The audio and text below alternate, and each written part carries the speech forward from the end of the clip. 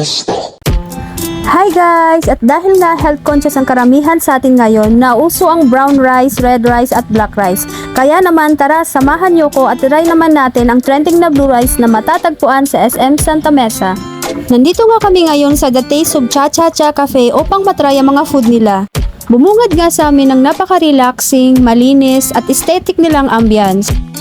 At binigay na nga agad sa amin ang kanilang menu at habang tinitingnan nga namin natatakam na kami agad dahil halos lahat ng nasa menu ay mukhang masasarap. Marami nga silang ino-offer dito tulad ng pasta, rice meal, dessert, refreshment at marami pang iba. At ito nga pala ang mga in-order namin, ang belly malutong, beef caldereta pasta, bangos a la pobre at ang kanilang garden salad. Una ko ngang trinay ang kanilang mga refreshments, ang kanilang blue eternity na talaga namang sobrang refreshing. Malalasahan mo ang lemon na may kasamang chia seeds. At hindi rin magpapahuli ang kanilang mixed berry smoothie na talaga namang kikiligin ka sa sarap. Trinay ko na rin ang kanilang rice meal at isa dito ang belly malutong at talaga namang masarap at sobrang crunchy niya. At masarap ngang pang-partner dito ang kanilang trending na blue rice na kung saan nilagyan nila ito ng butterfly pea flower na siyang nagbibigay ng color blue na kulay nito.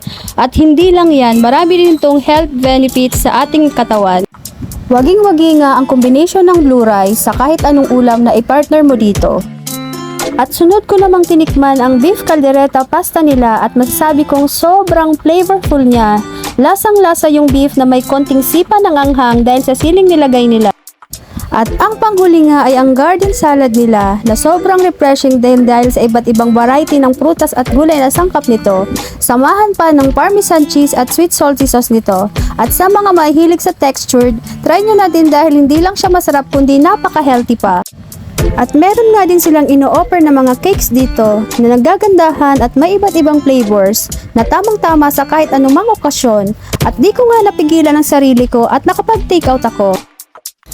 Kaya ano pang hinihintay nyo? Try nyo na din dito sa The Taste of Cha Cha Cha Cafe na kung saan mapapasayaw ka sa Cha Cha Cha Charap!